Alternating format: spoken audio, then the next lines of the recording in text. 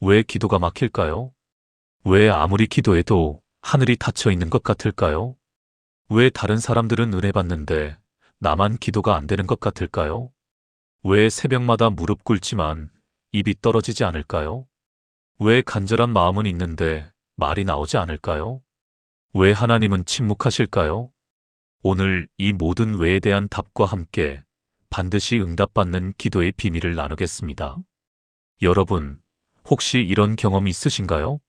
새벽에 일어나 기도방에 앉았는데 아무 말도 나오지 않는 경험 말입니다. 기도 제목은 분명히 있습니다. 아픈 가족도 있고, 경제적 어려움도 있고, 자녀 문제도 있습니다. 그런데 막상 기도하려고 하면 입이 떨어지지 않습니다. 하나님, 하고 시작했는데 그 다음이 나오지 않습니다. 억지로 말을 이어가지만 마음이 따라가지 않습니다. 마치 벽을 향해 말하는 것 같고 하늘은 청동처럼 닫혀 있는 것만 같습니다. 그럴 때가 있지 않으신가요? 더 힘든 것은 주변 사람들은 다 은혜 받는 것처럼 보인다는 것입니다. 새벽 기도회에서 어떤 분은 눈물로 기도하고 어떤 분은 방언으로 기도합니다. 그런데 나만 기도가 막힌 것 같습니다. 나만 믿음이 없는 건가? 내 기도가 하나님께 상달되지 않는 건가? 내가 무슨 죄를 지은 건가? 이런 생각들이 밀려옵니다. 그럴수록 기도는 더 막히고 마음은 더 무거워집니다. 사랑하는 여러분, 오늘 제가 여러분께 놀라운 소식을 전하려고 합니다. 하나님께서는 바로 그런 우리를 위해 특별한 말씀들을 준비해 두셨습니다. 복잡한 기도가 필요 없습니다. 긴 시간 기도할 필요도 없습니다. 유창한 말이 필요한 것도 아닙니다. 단 한 문장, 하나님께서 주신 그 말씀만 매일 붙잡고 기도하면 됩니다. 그러면 하나님께서 반드시 응답하십니다. 오늘 여러분과 함께 나눌 7가지 말씀은 수천 명의 성도들이 경험으로 증명한 말씀입니다. 기도가 막혔던 사람들이 이 말씀으로 다시 기도의 문을 열었습니다. 응답 없던 기도가 이 말씀으로 응답을 받기 시작했습니다. 믿음이 식었던 사람들이 이 말씀으로 다시 불붙기 시작했습니다. 지금부터 그 놀라운 7가지 말씀을 하나씩 나누겠습니다. 여러분의 마음을 활짝 열고 함께 받아보시기 바랍니다. 기도가 막힐 때 가장 먼저 우리를 짓누르는 것은 무엇일까요? 바로 내가 이런 상황에서 감히 하나님을 부를 자격이 있을까라는 생각입니다. 너무 힘들어서 기도해야 하는데 바로 그 힘듦 때문에 기도가 막힙니다. 하나님께 이런 것까지 아뢰어도 될까? 이렇게 나약한 모습을 보여도 될까? 내 믿음이 이 정도밖에 안 되는구나. 이런 생각들이 우리의 입을 막아버립니다. 그런 여러분께 하나님께서 주시는 첫 번째 말씀이 있습니다. 시편 50편 15절입니다. 환난 날에 나를 부르라. 내가 너를 건지리니 내가 나를 영화롭게 하리로다. 이 말씀을 천천히 다시 한번 읽어보세요. 환난 날에 나를 부르라. 내가 너를 건지리니 내가 나를 영화롭게 하리로다. 여기서 하나님께서 하시는 말씀이 무엇입니까? 환난이 없을 때 나를 찾으라가 아닙니다.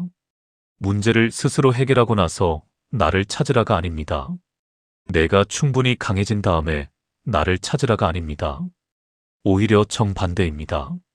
환난 날에 바로 그 문제 한복판에서 내가 가장 약할 때 나를 부르라고 하십니다. 이것이 하나님께서 일하시는 방법입니다. 왜 하나님께서는 환난 날에 부르라고 하셨을까요? 그때가 바로 하나님의 능력이 가장 잘 드러나는 때이기 때문입니다. 우리가 강할 때, 우리가 해결할 수 있을 때는 하나님의 능력이 필요 없습니다. 그러나 우리가 완전히 무너졌을 때, 우리 힘으로는 도저히 안 될 때, 바로 그때 하나님께서 일하십니다. 그래서 사도 바울도 고백했습니다. 내가 약할 그때의 강함이라. 여러분, 지금 어떤 환난 가운데 계신가요? 질병으로 고통받고 계신가요? 경제적 어려움에 짓눌려 있으신가요? 가정 문제로 마음이 찢어지고 계신가요? 자녀 문제로 눈물 흘리고 계신가요? 바로 그 자리에서 이 말씀을 붙잡고 기도하세요. 환난 날에 나를 부르라. 내가 너를 건지리니 내가 나를 영화롭게 하리로다. 이 한 문장만 반복해서 기도하세요. 부산에 사시는 김영애 권사님의 간증입니다. 남편이 사업 실패로 빚을 지고 집까지 넘어갈 위기였습니다. 기도하려고 해도 너무 막막해서 말이 나오지 않았습니다. 그런데 어느 날 새벽 시편 50편 15절을 읽게 되었습니다. 그날부터 권사님은 이 말씀 한 문장만 붙잡고 기도했습니다. 하나님, 환난 날에 나를 부르라 하셨습니다. 지금이 환난 날입니다. 저를 건져 주소서. 매일 새벽 이 기도만 반복했습니다. 3개월 후 예상치 못한 곳에서 도움의 손길이 왔습니다. 20년 전에 남편이 도와줬던 사람이 그 은혜를 갚겠다며 찾아온 것입니다. 빚을 다 갚고도 남을 만큼의 도움이었습니다. 권사님은 눈물로 고백했습니다. 하나님께서는 정말로 환난 날에 건지시는 분이십니다. 여러분, 이 말씀이 주는 확신을 붙잡으세요. 하나님께서는 우리의 환난을 기다리고 계십니다. 우리가 부르기를, 우리가 의지하기를 기다리고 계십니다. 그리고 반드시 건지십니다. 그래서 우리가 하나님을 영화롭게 하게 하십니다. 오늘부터 이 말씀을 여러분의 기도로 삼으세요. 복잡한 말이 필요 없습니다. 이 한 문장이면 충분합니다. 하나님께서 반드시 응답하실 것입니다. 기도가 막히는 또 다른 이유가 있습니다. 무엇을 어떻게 기도해야 할지 모르겠다는 것입니다. 상황은 복잡한데 어디서부터 기도해야 할지 모르겠습니다. 말로 표현할 수 없는 답답함과 고통이 있는데 그것을 어떻게 기도해야 할지 모르겠습니다. 입을 열면 한숨만 나오고 눈물만 흐릅니다. 기도하고 싶은데 기도할 말을 찾을 수가 없습니다. 그런 여러분을 위해 하나님께서 주신 두 번째 말씀이 있습니다. 로마서 8장 26절입니다. 이와 같이 성령도 우리의 연약함을 도우시나니 우리는 마땅히 기도할 바를 알지 못하나 오직 성령이 말할 수 없는 탄식으로 우리를 위하여 친히 간구하시느니라. 이 얼마나 놀라운 약속입니까? 우리가 기도할 바를 알지 못할 때 성령께서 친히 간구하신다는 것입니다. 우리의 연약함을 도우신다는 것입니다. 우리가 말할 수 없는 그 탄식을 성령께서 대신 하나님 아버지께 아뢰신다는 것입니다. 생각해 보세요. 우리가 기도하지 못해도 성령께서 기도하고 계십니다. 우리가 말을 못해도 성령께서 말씀하고 계십니다. 우리가 표현하지 못하는 그 깊은 고통과 아픔을 성령께서 완벽하게 아시고 하나님께 아뢰고 계십니다. 이것이 바로 삼위일체 하나님의 사랑입니다. 성령께서 우리 안에 계시는 이유가 무엇입니까? 바로 우리를 도우시기 위함입니다. 특별히 우리가 가장 연약할 때, 우리가 기도조차 할 수 없을 때, 그때 성령께서 일하십니다. 사도 바울은 이 진리를 경험으로 알았습니다. 그래서 성령도 우리의 연약함을 도우시나니라고 고백한 것입니다. 도우시나니라는 말은 원어로 함께 짐을 지신다는 뜻입니다. 우리가 혼자 감당할 수 없는 그 무거운 짐을 성령께서 함께 지고 가신다는 것입니다. 우리가 할 수 없는 그 기도를 성령께서 함께 하신다는 것입니다. 서울에 사시는 박순자 집사님의 이야기입니다. 딸이 우울증으로 고생하고 있었습니다. 집사님은 매일 딸을 위해 기도하고 싶었지만 어떻게 기도해야 할지 알 수 없었습니다. 우울증이 무엇인지도 잘 몰랐고 딸의 마음이 얼마나 아픈지도 이해할 수 없었습니다. 그저 답답하고 안타까울 뿐이었습니다. 기도 시간에 앉으면 눈물만 흘렀습니다. 말이 나오지 않았습니다. 그런데 어느 날 로마서 8장 26절을 묵상하게 되었습니다. 그날부터 집사님은 이렇게 기도했습니다. 하나님, 제가 무엇을 어떻게 기도해야 할지 모르겠습니다.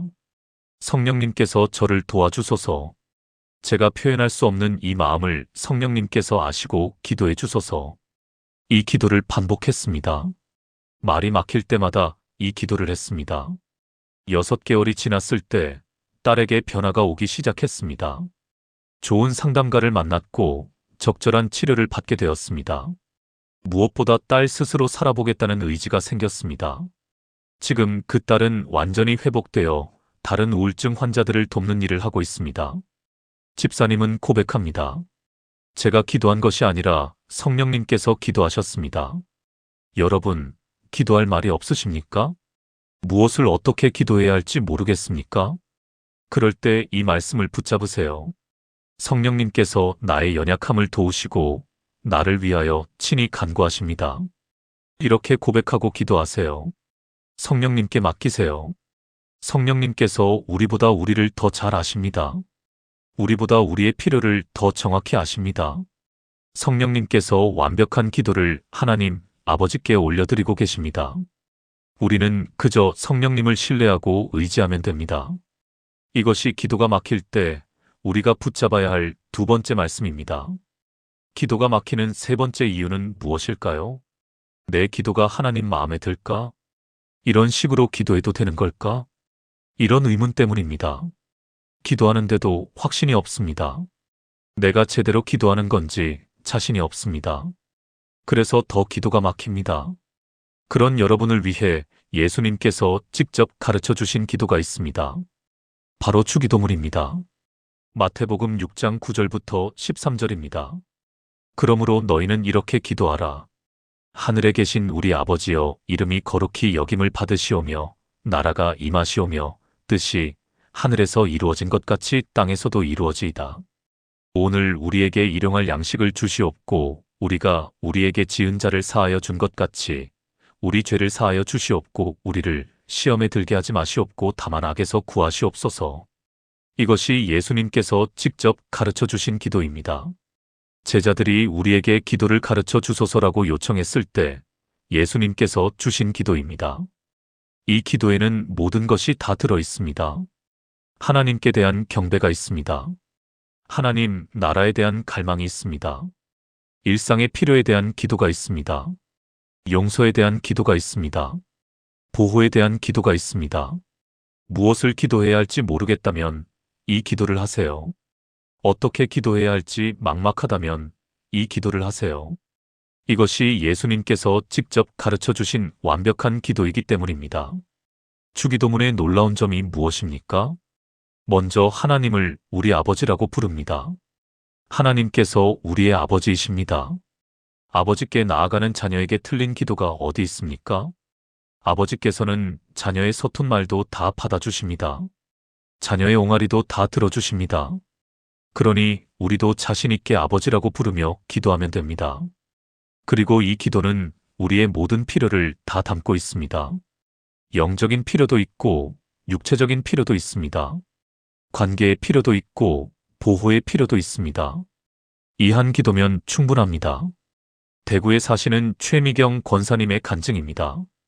권사님은 평생 기도를 많이 한다고 자부했습니다. 새벽 기도도 빠지지 않고 금식 기도도 자주 했습니다. 그런데 어느 순간부터 기도가 공허하게 느껴졌습니다. 내가 정말 하나님과 대화하는 건가 아니면 그냥 나 혼자 중얼거리는 건가 싶었습니다. 기도 시간이 점점 부담스러워졌습니다. 그러던 어느 날 목사님 설교를 듣게 되었습니다. 주기도문을 진짜 기도로 드려보셨습니까? 그 말씀이 권사님의 마음을 찔렀습니다. 주기도문은 수없이 외웠지만 진짜 기도로 드려본 적은 없었습니다. 그냥 예배 시작할 때 형식적으로 외운 것뿐이었습니다. 그날부터 권사님은 주기도문을 한 문장 한 문장 묵상하며 기도하기 시작했습니다. 하늘에 계신 우리 아버지여. 이 한 문장을 붙잡고 30분을 기도했습니다. 하나님께서 정말 내 아버지이신지, 정말 하늘에 계신지, 정말 나를 보고 계신지 묵상했습니다. 다음 날은 이름이 거룩히 여김을 받으시오며를 붙잡고 기도했습니다. 이렇게 매일 한 문장씩 묵상하며 기도했습니다. 놀라운 일이 일어났습니다. 기도가 살아났습니다. 하나님과 정말 대화하는 느낌이 들었습니다. 주기도문이라는 틀 안에서 자유롭게 기도할 수 있게 되었습니다. 지금 권사님은 주기도문을 가장 사랑하는 기도로 고백합니다. 여러분, 무엇을 기도해야 할지 모르겠습니까? 주기도문을 기도하세요. 이것이 예수님께서 직접 가르쳐 주신 완벽한 기도입니다. 한 문장 한 문장 묵상하며 기도하세요. 여러분의 상황을 이 기도에 담아드리세요. 하나님께서 반드시 들으시고 응답하실 것입니다. 이것이 기도가 막힐 때 우리가 붙잡아야 할 세 번째 말씀입니다. 기도가 막히는 네 번째 이유는 무엇일까요? 미래가 너무 불안해서입니다. 앞이 보이지 않아서입니다. 어디로 가야 할지, 무엇을 해야 할지 모르겠어서입니다. 그래서 기도해도 확신이 없습니다. 이렇게 기도해도 될까? 내가 잘못 기도하는 건 아닐까? 불안과 두려움이 기도를 막습니다. 그런 여러분을 위한 네 번째 말씀이 있습니다. 시편 23편 1절입니다. 여호와는 나의 목자시니 내게 부족함이 없으리로다. 이 짧은 한 문장에 얼마나 큰 확신이 담겨 있습니까? 여호와는 나의 목자시니, 목자가 하는 일이 무엇입니까? 양을 인도하는 것입니다. 양을 보호하는 것입니다. 양에게 필요한 것을 공급하는 것입니다. 양이 길을 잃지 않도록 지켜보는 것입니다. 하나님께서 바로 그런 목자이십니다. 우리를 인도하시는 목자이십니다. 우리를 보호하시는 목자이십니다. 우리에게 필요한 모든 것을 공급하시는 목자이십니다. 우리가 길을 잃지 않도록 지켜보시는 목자이십니다. 그래서 다윗은 고백합니다. 내게 부족함이 없으리로다. 목자가 계시기에 부족함이 없습니다. 목자가 인도하시기에 길을 잃을 일이 없습니다. 목자가 보호하시기에 두려울 것이 없습니다. 이것이 우리가 붙잡아야 할 확신입니다. 양은 스스로 길을 찾을 수 없습니다. 양은 스스로 자신을 보호할 수 없습니다. 양은 스스로 필요한 것을 구할 수 없습니다. 그러나 목자가 있으면 모든 것이 해결됩니다. 목자가 좋은 초장으로 인도합니다. 목자가 쉴 만한 물가로 인도합니다. 목자가 의의 길로 인도합니다. 우리도 마찬가지입니다. 우리는 스스로 길을 찾을 수 없습니다. 우리는 내일을 알 수 없습니다. 우리는 무엇이 최선인지 판단할 수 없습니다. 그러나 하나님께서 우리의 목자가 되어 주십니다. 우리를 완벽하게 인도해 주십니다. 광주에 사시는 이정숙 집사님의 이야기입니다. 집사님은 큰 결정을 앞두고 있었습니다. 남편의 직장이 다른 도시로 이전하게 되어 이사를 가야 할지 말지 결정해야 했습니다. 이사를 가면 남편 직장은 안정되지만 자녀들이 학교를 옮겨야 하고 집사님도 다니던 교회를 떠나야 했습니다. 이사를 가지 않으면 가족이 떨어져 지내야 했습니다. 어느 쪽을 선택해도 어려움이 있었습니다. 집사님은 기도했지만 답이 나오지 않았습니다. 어떻게 기도해야 할지도 모르겠고 무엇이 하나님의 뜻인지도 알 수 없었습니다. 그렇게 고민하던 어느 날 새벽 시편 23편을 읽게 되었습니다. 여호와는 나의 목자시니 내게 부족함이 없으리로다. 이 말씀이 집사님의 마음에 확 들어왔습니다. 그래, 하나님께서 나의 목자시니까 나를 인도해 주실 거야. 그날부터 집사님은 복잡한 기도를 멈추고 이 한 문장만 반복해서 기도했습니다. 하나님은 나의 목자이십니다. 나를 인도해 주소서. 매일 이 기도만 했습니다. 한 달 후 길이 열렸습니다. 예상치 못한 방법으로 문제가 해결되었습니다. 남편 회사에서 재택근무를 허용하는 새로운 정책이 나온 것입니다. 이사를 가지 않아도 되고 가족이 떨어지지 않아도 되고 직장도 안정되는 완벽한 해결책이었습니다. 집사님은 눈물로 고백했습니다. 하나님은 정말 나의 목자이십니다. 내가 생각지도 못한 길로 나를 인도해 주셨습니다. 여러분, 앞길이 보이지 않습니까? 어떻게 기도해야 할지 모르겠습니까? 이 말씀을 붙잡으세요. 여호와는 나의 목자시니 내게 부족함이 없으리로다. 하나님께서 여러분을 인도하실 것입니다. 하나님께서 최선의 길로 인도하실 것입니다. 여러분은 그저 목자를 신뢰하고 따라가기만 하면 됩니다. 이것이 기도가 막힐 때 우리가 붙잡아야 할 네 번째 말씀입니다. 기도가 막히는 다섯 번째 이유는 무엇일까요? 염려와 걱정이 너무 많아서입니다. 이것도 걱정, 저것도 걱정입니다. 걱정이 너무 많아서 오히려 기도가 안 됩니다. 이것부터 기도해야 하나, 저것부터 기도해야 하나? 이게 더 중요한가, 저게 더 중요한가? 염려가 기도를 막아버립니다. 그런 여러분을 위한 다섯 번째 말씀이 있습니다. 빌립보서 4장 6절부터 7절입니다. 아무것도 염려하지 말고 다만 모든 일에 기도와 간구로 너희 구할 것을 감사함으로 하나님께 아뢰라. 그리하면 모든 지각에 뛰어난 하나님의 평강이 그리스도 예수 안에서 너희 마음과 생각을 지키시리라. 이 말씀을 천천히 다시 한번 읽어보세요. 아무것도 염려하지 말고 다만 모든 일에 기도와 간구로 너희 구할 것을 감사함으로 하나님께 아뢰라. 여기서 아무것도라는 말에 주목하세요. 아무것도 염려하지 말라는 것입니다. 작은 것도 큰 것도 중요한 것도 사소한 것도 아무것도 염려하지 말라는 것입니다. 대신 무엇을 하라고 합니까? 모든 일에 기도하라는 것입니다. 작은 것도 큰 것도 중요한 것도 사소한 것도 모든 것을 하나님께 아뢰라는 것입니다. 그리고 감사함으로 아뢰라고 합니다. 왜 감사함으로 아뢰라고 할까요? 하나님께서 이미 들으셨기 때문입니다. 하나님께서 이미 응답하실 것이기 때문입니다. 하나님께서 이미 해결해 주실 것이기 때문입니다. 그 확신을 가지고 감사하며 기도하라는 것입니다. 그러면 어떤 일이 일어납니까? 7절을 보세요. 모든 지각에 뛰어난 하나님의 평강이 우리 마음과 생각을 지키신다고 합니다. 모든 지각에 뛰어난이라는 말은 우리가 이해할 수 없는 이라는 뜻입니다. 상황은 변하지 않았는데 평안이 옵니다. 문제는 그대로인데 걱정이 사라집니다. 이것이 하나님께서 주시는 초자연적인 평강입니다. 인천에 사시는 정미라 권사님의 간증입니다.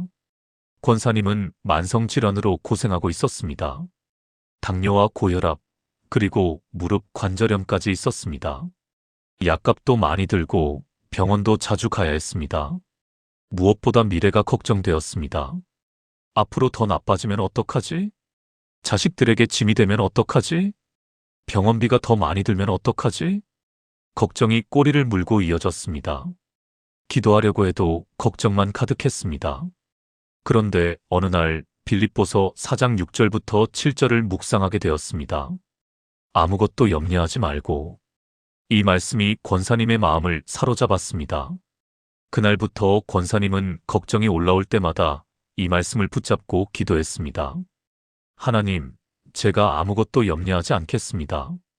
이 모든 것을 하나님께 감사함으로 아뢰옵니다. 처음에는 쉽지 않았습니다. 걱정이 자꾸 올라왔습니다. 그럴 때마다 이 말씀을 반복했습니다. 아무것도 염려하지 말고 감사함으로 하나님께 아뢰라. 놀라운 일이 일어났습니다. 걱정이 사라지기 시작했습니다. 상황은 그대로인데 마음에 평안이 왔습니다. 여전히 병은 있지만 두렵지 않았습니다. 여전히 치료는 받아야 하지만 걱정되지 않았습니다. 하나님께서 돌보고 계신다는 확신이 있었습니다. 지금 권사님은 이렇게 고백합니다. 하나님의 평강은 정말 모든 지각에 뛰어납니다. 이해할 수 없지만 평안합니다. 여러분, 염려와 걱정이 많으십니까? 기도해도 걱정이 사라지지 않습니까? 이 말씀을 붙잡으세요. 아무것도 염려하지 말고 다만 모든 일에 기도와 간구로 너희 구할 것을 감사함으로 하나님께 아뢰라. 매일 이 말씀을 고백하며 기도하세요. 하나님께서 모든 지각에 뛰어난 평강으로 여러분의 마음을 지켜주실 것입니다. 이것이 기도가 막힐 때 우리가 붙잡아야 할 5번째 말씀입니다. 기도가 막히는 6번째 이유는 무엇일까요? 내 기도가 응답받을까? 나 같은 사람의 기도도 하나님께 상달될까? 이런 의심 때문입니다. 다른 사람들은 응답받는 것 같은데 나만 응답받지 못하는 것 같습니다. 그래서 기도해도 확신이 없습니다. 그런 여러분을 위한 6번째 말씀이 있습니다. 요한복음 15장 7절입니다. 너희가 내 안에 거하고 내 말이 너희 안에 거하면 무엇이든지 원하는 대로 구하라. 그리하면 이루리라. 이 얼마나 놀라운 약속입니까? 무엇이든지 원하는 대로 구하라. 그리하면 이루리라. 조건이 있습니다. 너희가 내 안에 거하고 내 말이 너희 안에 거할 것. 거한다는 말은 계속해서 머문다는 뜻입니다. 예수님 안에 계속 머물러 있고 예수님의 말씀이 우리 안에 계속 머물러 있으면 무엇이든지 구하는 대로 이루어진다는 것입니다. 왜 그럴까요? 예수님 안에 거하면 우리의 생각이 예수님의 생각과 같아지기 때문입니다. 예수님의 말씀이 우리 안에 거하면 우리의 원함이 하나님의 원하심과 같아지기 때문입니다. 그래서 우리가 구하는 것이 곧 하나님께서 주기 원하시는 것이 됩니다. 이것이 응답받는 기도의 비밀입니다. 우리가 예수님 안에 거할 때 우리의 기도는 반드시 응답받습니다.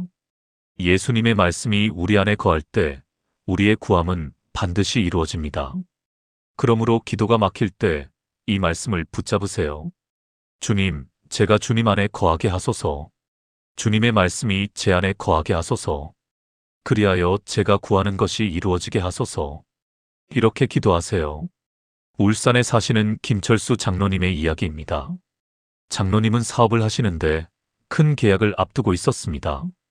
이 계약이 성사되면 회사가 안정되고 직원들의 일자리도 지킬 수 있었습니다. 그러나 경쟁이 치열했습니다. 장로님은 간절히 기도했습니다. 하나님, 이 계약을 따낼 수 있게 해주소서. 그런데 기도하면서도 확신이 없었습니다. 내가 이런 기도를 해도 되는 건가? 사업 성공을 기도하는 것이 욕심인 건 아닌가? 기도가 점점 막혔습니다. 그러던 어느 날 요한복음 15장 7절을 묵상하게 되었습니다. 너희가 내 안에 거하고 내 말이 너희 안에 거하면 무엇이든지 원하는 대로 구하라. 그리하면 이루리라. 장로님은 깨달았습니다. 중요한 것은 계약 성사가 아니라 예수님 안에 거하는 것이라는 것을요. 그날부터 장로님은 기도의 방향을 바꿨습니다. 계약 성사를 위해 기도하는 대신 예수님 안에 거하기를 기도했습니다. 주님, 제가 주님 안에 거하게 하소서. 주님의 뜻이 무엇인지 알게 하소서.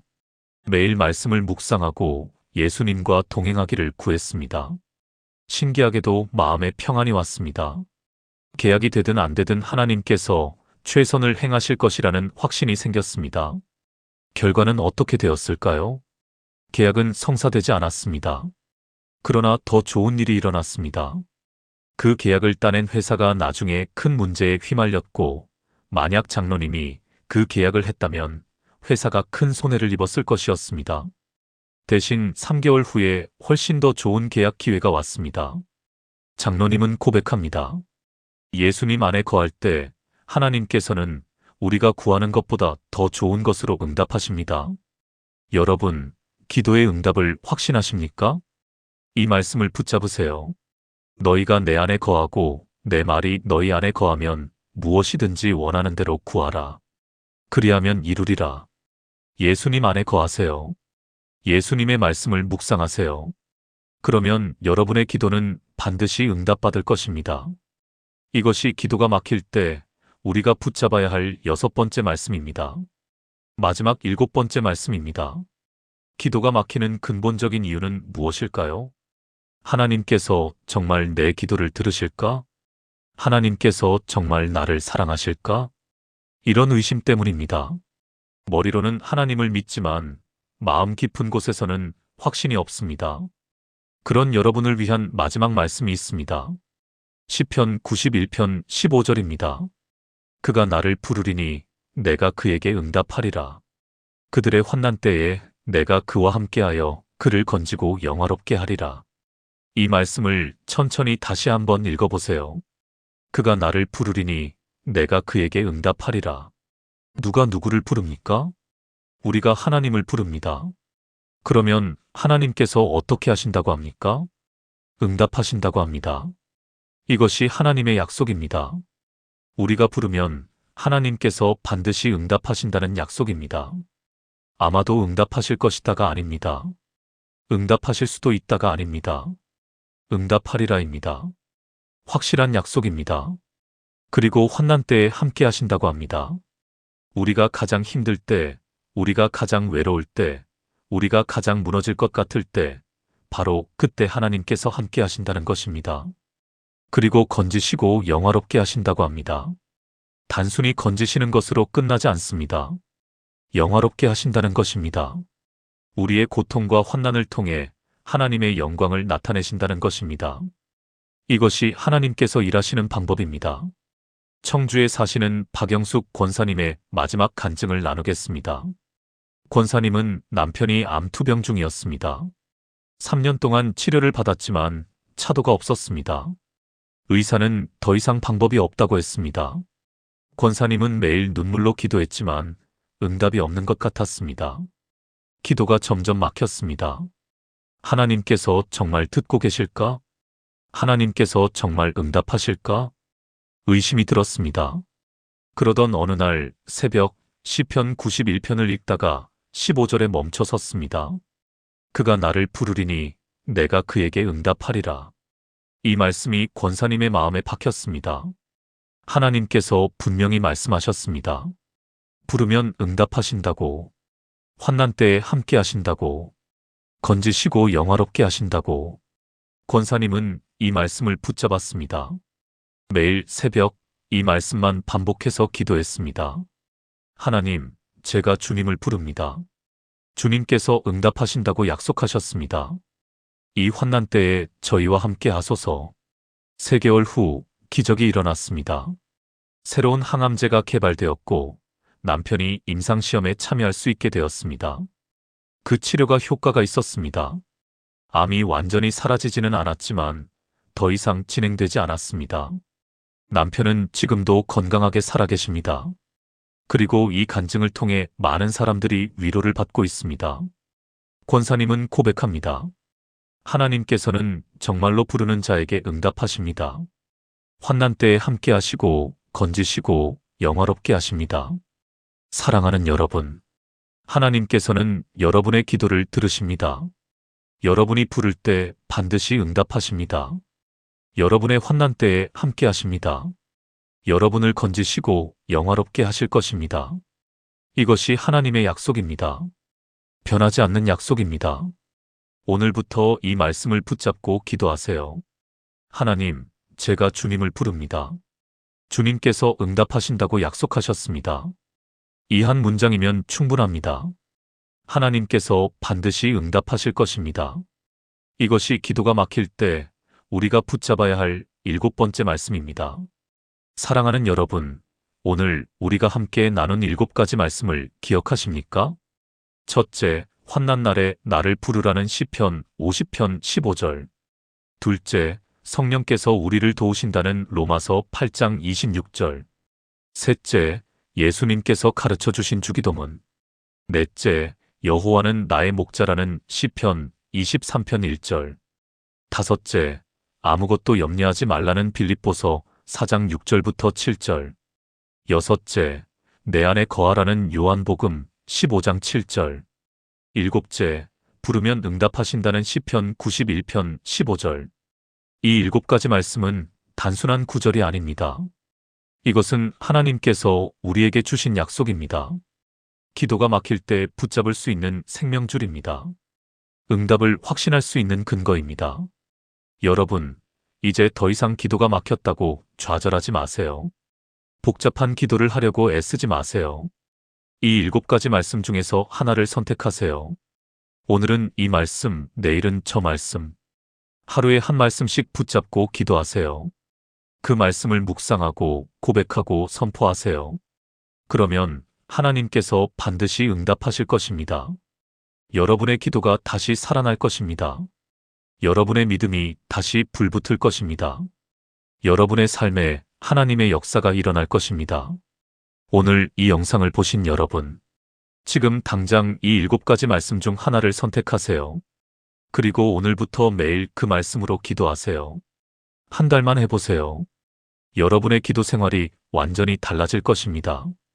이 말씀이 여러분에게 도움이 되셨다면 좋아요 버튼을 눌러주시고 댓글에 아멘이라고 남겨주세요.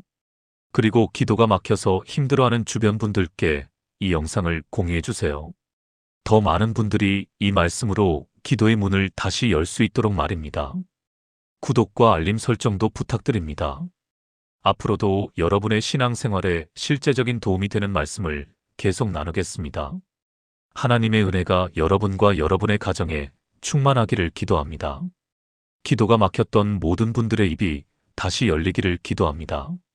하나님의 응답이 여러분의 삶에 넘치기를 기도합니다. 사랑합니다. 축복합니다. 감사합니다.